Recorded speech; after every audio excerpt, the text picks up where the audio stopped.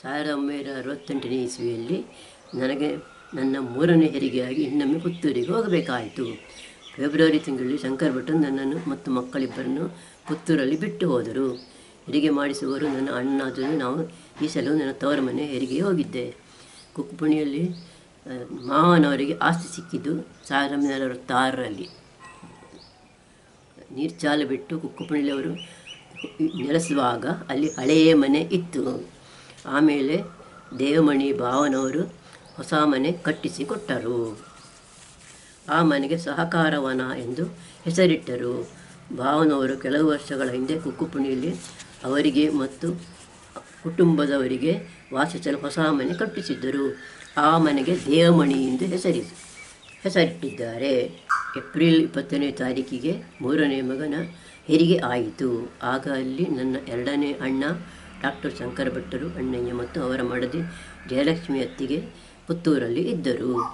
ನನ್ನ ಬಾಣಂತಿಯ ಕೆಲಸ ಮತ್ತು ಮಗುವಿನ ಸ್ನಾನ ಮಾಡಿಸುವ ಕೆಲಸವೆಲ್ಲ ನನ್ನ ದೊಡ್ಡಣ್ಣನ ಹೆಂಡತಿ ಅತ್ತಿಗೆಯೇ ಮಾಡಿದ್ದರು. ನಾನು ಹಿಂದೆ ಹೇಳಿದಂತೆ ನನಗೆ ತಾಯಿ ಇಲ್ಲದಿದ್ದರೂ ಈ ಅತ್ತಿಗೆ ಸ್ವಲ್ಪವೂ ಕೋಪಿಸಿಕೊಳ್ಳದೆ ನನ್ನ ಚಾಕರಿ ಮಾಡಿದ್ದರು. ನಮ್ಮ ಈ 3ನೇ ಮಗನಿಗೆ ನನ್ನ ತಂದೆ ಶಂಭು ಶರ್ಮಾ ಎಂಬ ಹೆಸರು ನೀಡುವ ಬದಲು ಶ್ಯಾಮ ಎಂದು ಹೆಸರಿಟ್ಟೆವು. ನನ್ನ ಹೆರಿಗೆಯಾಗಿ 50 ದಿನಗಳ ಬಳಿಕ ನನ್ನ ಪತಿ ಪೂನಾದಿಂದ ಪುತ್ತೂರಿಗೆ ಬಂದಿದ್ದರು. ಆ ದಿವಸ ನನ್ನ ಅತ್ತೆ ಮಾವನವರು ಕುಕ್ಕುಪುಣಿಯಿಂದ ಬಂದಿದ್ದರು. ಆ ದಿವಸ ಶುದ್ಧ ಇತ್ತು. ಮಾರನೇ ದಿವಸ ನಾನು ಮತ್ತು ನನ್ನ ಪತಿ ಮಕ್ಕಳ ಜೊತೆಗೆ ಕುಕ್ಕುಪುಣಿಗೆ ಹೋಗಿ ಅಲ್ಲಿ 2 ದಿವಸ ಇದ್ದು ಅಲ್ಲಿಂದ ಬಸ್ಸಿನಲ್ಲಿ ಮಂಗಳೂರಿಗೆ ಹೋದೆವು ಮತ್ತು ಅಲ್ಲಿಂದ ರೈಲಿನಲ್ಲಿ ಪೂನಾಕ್ಕೆ ಹೋದೆವು. ಪೂನಾಕ್ಕೆ ಹೋದ ಮೇಲೆ ನನ್ನ ಪತಿ ಒಂದು ಮಾರುತಿ ಕಾರು ಕೊಂಡುಕೊಂಡರು.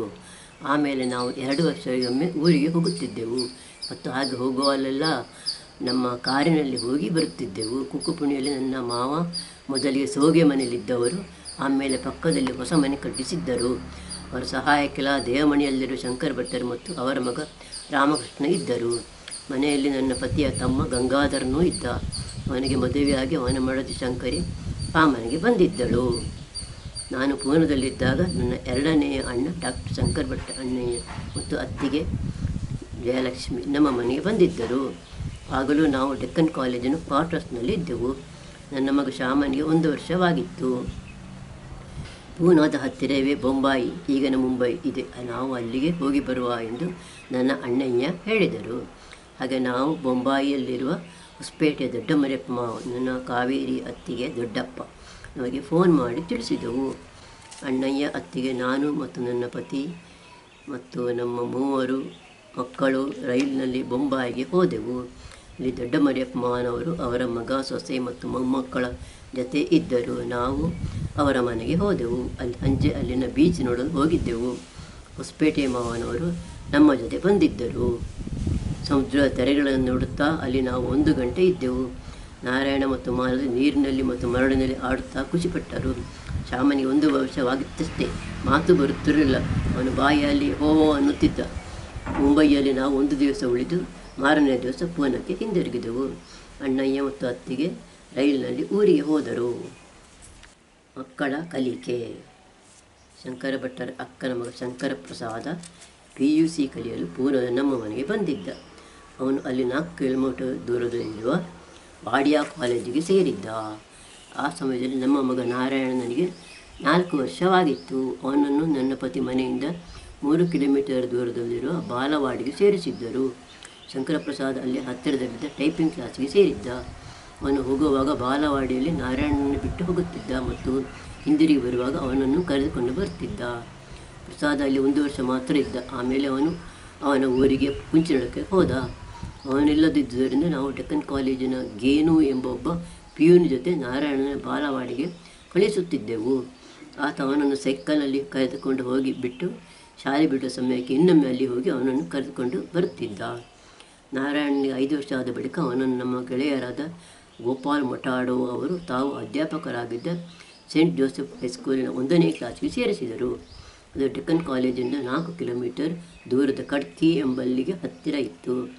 ಅಲ್ಲಿಗೆ ನಮ್ಮ ನೆರೆಮನೆಯವರಾದ ಅಭಯ್, ಅಜಯ್ ಮತ್ತು ಅವರ ತಂಗಿಯೂ ಹೋಗುತ್ತಿದ್ದರು. ನಾರಾಯಣ ಅವರ ಜೊತೆ ಬಸ್ಸಿನಲ್ಲಿ ಹೋಗಿ ಬರುತ್ತಿದ್ದ. ನಮ್ಮ ಮಗಳು ಮಾಲತಿಯನ್ನು 5 ವರ್ಷ ಪೂರ್ತಿ ಆದ ಬಳಿಕ ಡೆಕ್ಕನ್ ಕಾಲೇಜಿನ ಸ್ವಲ್ಪ ದೂರ ಆಳಂದಿ ರಸ್ತೆಯಲ್ಲಿದ್ದ ಸೆಂಟ್ರಲ್ ಸ್ಕೂಲಿನ 1ನೇ ಕ್ಲಾಸಿಗೆ ಸೇರಿಸಿದೆವು. ಅಲ್ಲಿ ಹಿಂದಿ ಮಾಧ್ಯಮ ಇತ್ತು. ಅವಳನ್ನು ನಮ್ಮ ಮನೆಯಲ್ಲಿ ಕೆಲಸ ಮಾಡುತ್ತಿದ್ದ ಬಬ್ಬಿಬಾಯಿ ಕರೆದುಕೊಂಡು ಹೋಗುತ್ತಿದ್ದಳು. ಆಗ ಮಾಲತಿ ಶಾಲೆಗೆ ನಡೆದುಕೊಂಡು ಹೋಗುತ್ತಿದ್ದಳು. ಆದರೆ ಒಮ್ಮೊಮ್ಮೆ ಬಬ್ಬಿಬಾಯಿ ಹತ್ತಿರ ನನ್ನನ್ನು ಎತ್ತು ಎಂದು ಹೇಳ್ತಿದ್ದಳು ಎಂದು ಬಬ್ಬಿಬಾಯಿ ನನ್ನ ಹತ್ತಿರ ಹೇಳ್ತಿದ್ದಳು. 1 ಮತ್ತು 2ನೇ ತರಗತಿಯನ್ನು ಮಾಲತಿ ಆ ಶಾಲೆಯಲ್ಲಿ ಕಲಿತಳು. ತಮ್ಮ ಜಯರಾಮನಿಗೆ ರೇಡಿಯೋ ವೇವ್ಸ್. ನನ್ನ ತಮ್ಮ ಜಯರಾಮನಿಗೆ 6 ತಿಂಗಳ ಮಗುವಾಗಿದ್ದಾಗ ಮಲೇರಿಯಾ ಕಾಯಿಲೆ ಬಂದು ಅವನ 2 ಕಾಲು ಸೊಂಟದ ಕೆಳಗೆ ಬಲವಿಲ್ಲದೆ ಆಗ ಅವನಿಗೆ ನಡೆಯಲು ಕಷ್ಟವಾಗುತ್ತಿತ್ತು. ಕೈಯಲ್ಲಿ ದಂಟೆ ಹಿಡಿದುಕೊಂಡು ನಡೆಯುತ್ತಿದ್ದ. ಪೂರ್ಣದಲ್ಲಿದ್ದ ನಮಗೆ ಅಲ್ಲಿ ಒಬ್ಬರು ರೇಡಿಯೋ ವೇವ್ಸ್ ಮೂಲಕ ಬಲಹೀನವಾಗಿರೋ ಕಾಲಿಗೆ ಶಕ್ತಿ ಕೊಟ್ಟು ನಡೆಯುವ ಹಾಗೆ ಮಾಡುತ್ತಾರೆಂದು ಹೇಳಿದ್ದರು. ಹಾಗೆ ನಾನು ಜಯರಾಮನನ್ನು ಇಲ್ಲಿಗೆ ಚಿಕಿತ್ಸೆಗೆ ಕಳಿಸಬೇಕೆಂದು ನನ್ನ ತಂದೆಗೆ ಕಾದ ಬರೆದೆ. ಕೆಲವು ತಿಂಗಳ ಬಳಿಕ ನಾವು ನಮ್ಮ ಕಾರಿನಲ್ಲಿ ಊರಿಗೆ ಹೋದಾಗ ನನ್ನ ತಾಯಿ ಮನೆಗೆ ಹೋದೆವು. ಅಲ್ಲಿಂದ ಹಿಂತಿರುಗಿ ಪೂನಕ್ಕೆ ಬರುವಾಗ ನಾವು ಜಯರಾಮನನ್ನು ಕರೆದುಕೊಂಡು ಬಂದೆವು.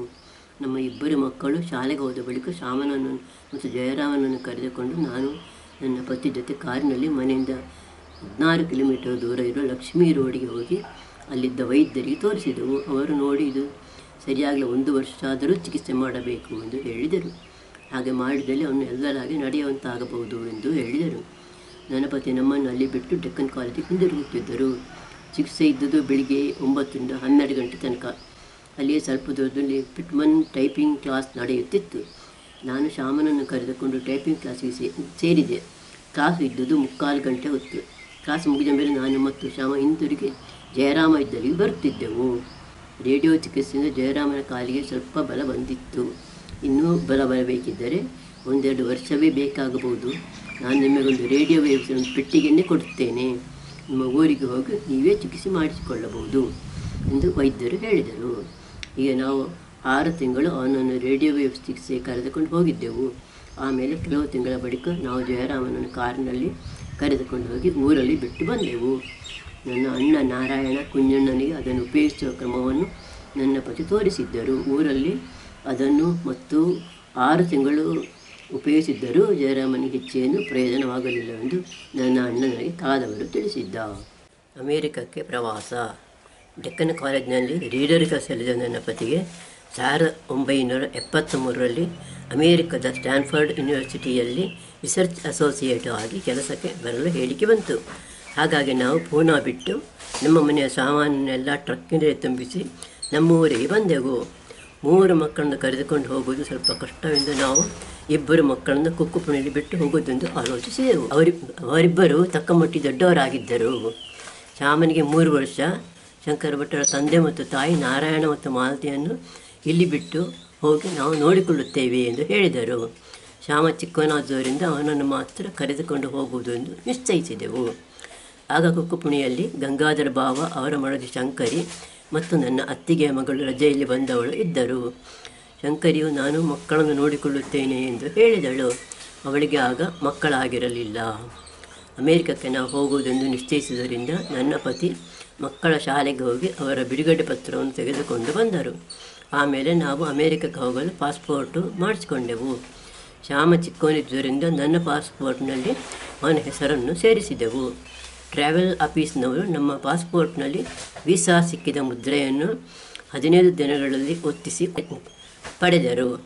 ಆಮೇಲೆ ಅಮೇರಿಕಕ್ಕೆ ಹೋಗುವ ದಿನಕ್ಕೆ ವಿಮಾನದ ಟಿಕೆಟನ್ನು ಕಾದಿರಿಸಿದೆವು. ಏಪ್ರಿಲ್ ತಿಂಗಳಲ್ಲಿ ನಾವು ಕುಕ್ಕುಪುಣಿಗೆ ಹೋದೆವು. ಆ ಮನೆಗೆ ಈಗ ಸಹಕಾರವನ ಎಂಬ ಹೆಸರಿಟ್ಟಿದ್ದರು. ಅಲ್ಲಿ ನನ್ನ ಮಾವ, ಅತ್ತೆ ಮೈದುನ ಮತ್ತು ಅವನ ಮಡದಿ ಶಂಕರಿ ಇದ್ದರು. ಅವರಿಗೆಲ್ಲ ನಾವು ಅಲ್ಲಿ 2 ಮಕ್ಕಳನ್ನು ಬಿಟ್ಟು ಹೋಗುವುದೆಂದು ತಿಳಿದು ಸಂತೋಷವಾಯಿತು. ಅಲ್ಲಿ ಮಕ್ಕಳನ್ನು ಶಾಲೆಗೆ ಸೇರಿಸುತ್ತೇವೆಂದು ಮಾವನವರು ಹೇಳಿದರು. ಅಲ್ಲಿ ನಾವು 1 ದಿನ ಇದ್ದು ಮಾರನೇ ದಿವಸ ಹೊರಟೆವು. ನಾವು ಅವಳನ್ನು ಬಿಟ್ಟು ಹೋಗುವುದು ನೋಡಿ ಮಾಲತಿಗೆ ಅಳಲು ಶುರು ಮಾಡಿದಳು. ನಾರಾಯಣನು ನಮ್ಮನ್ನು ನೋಡುತ್ತಾ ಸುಮ್ಮನೆ ನಿಂತಿದ್ದ. ಅವನಿಗೆ ಆಗ ಸ್ವಲ್ಪ ತಿಳುವಳಿಕೆ ಬಂದಿತ್ತು. ಅವನು ಅಜ್ಜನ ಜೊತೆ ಹೊಂದಿಕೊಂಡಿದ್ದ.